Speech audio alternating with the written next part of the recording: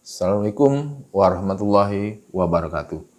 Berjumpa lagi dengan informasi K3 Rumah Sakit Indonesia. Sahabat Safety, pada episode ini kita akan coba berbagi tentang dasar-dasar ya, mungkin dasar-dasar keselamatan dan kesehatan kerja di rumah sakit kita terutama, ya Sobat Safety.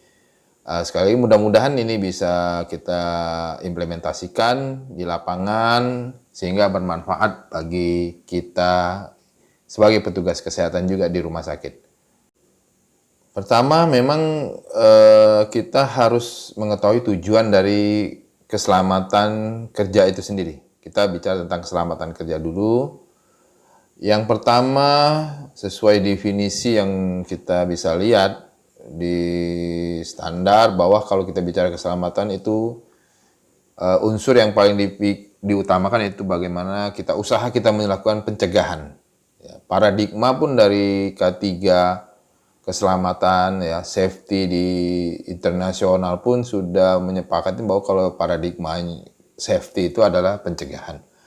Jadi memang tujuan keselamatan sendiri, jadi kita harus melakukan mengusahakan usaha pencegahan agar petugas kesehatan yang ada di rumah sakit itu tidak mendapat luka, cedera, bahkan berakibat fatal sampai kematian. Itu yang harus kita pikirkan dalam mengimplementasikan K3. Kemudian tidak terjadinya kerugian di rumah sakit kita, kerusakan pada alat-alat medis kita yang paling utama, utilitas kita, terus material, dan pasien kita yang udah pasti utama. Untuk itu, dalam mencegah kita memang harus usaha ya untuk melakukan pengawasan ya. Pengawasan yang teman-teman atau Sobat Safety sering dengar, yaitu di 4M ya, yaitu manusianya sendiri, kemudian material, ya, kemudian mesin atau alat-alat kita, kemudian metode kerja yang ada di rumah sakit kita. Ini yang dapat memberikan lingkungan kerja aman. Jadi kita harus bisa menciptakan lingkungan kerja yang aman dan nyaman sehingga tidak terjadi kecelakaan di rumah sakit kita.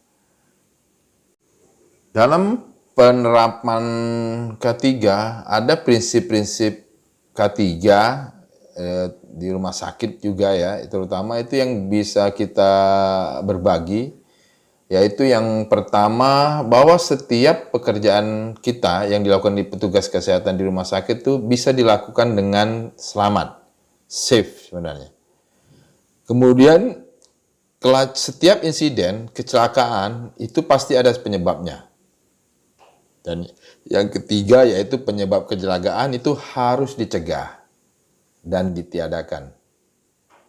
Jadi 3 prinsip ini menjadi semacam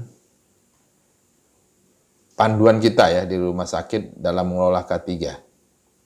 Nah, bagaimana dengan kecelakaan itu sendiri? Sobat Safety, apa sih sebenarnya kecelakaan itu sendiri kalau kita mau berbagi ya?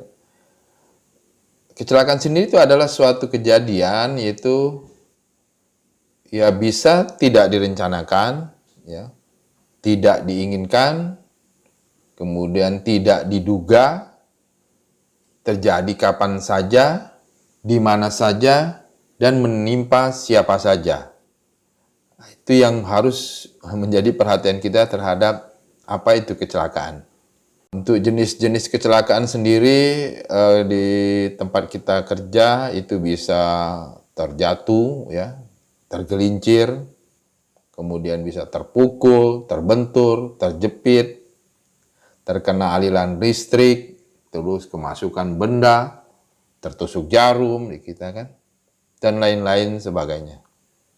Kalau kita melihat dari salah satu teori dari Heinrich ya, ini mungkin Sobat Safety sudah tahu, ada 3 bagian besar penyebab kecelakaan. yaitu yang pertama tindakan tidak aman, itu ternyata 88% penyebab dari tindakan tidak aman. Ini seperti tidak memakai alat pelindung diri, ya, kemudian tidak mengikuti prosedur kerja, terus tidak mengikuti peraturan keselamatan kerja ya, di rumah sakit kita, kemudian bekerja sambil bercanda biasanya. Kemudian yang kedua itu kondisi tidak aman. Kalau tadi tindakan tidak aman, yang pertama tadi tindakan yang tidak aman, penyebabnya itu 88%. Kemudian kondisi yang tidak aman itu sekitar 10%.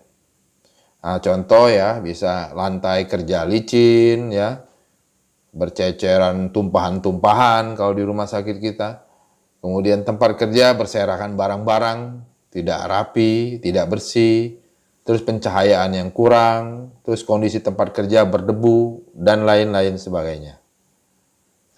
Dan yang ketiga, itu adalah lain-lain, 2%, yang pernah kita bahas bahwa ya 2% tidak bisa kita kendalikan. Yaitu artinya takdir lah ya mungkin yang memang bisa terjadi.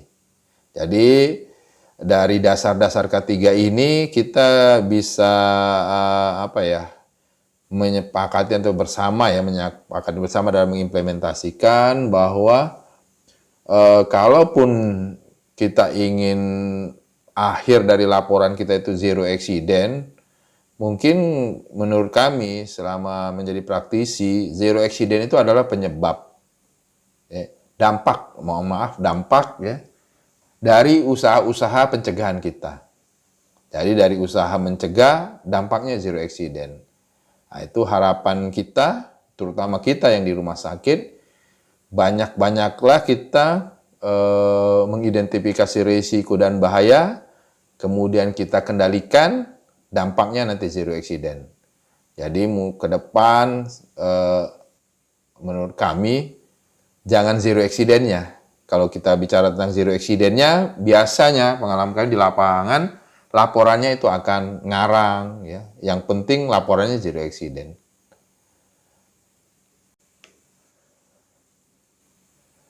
Oke, baiklah Sobat Safety.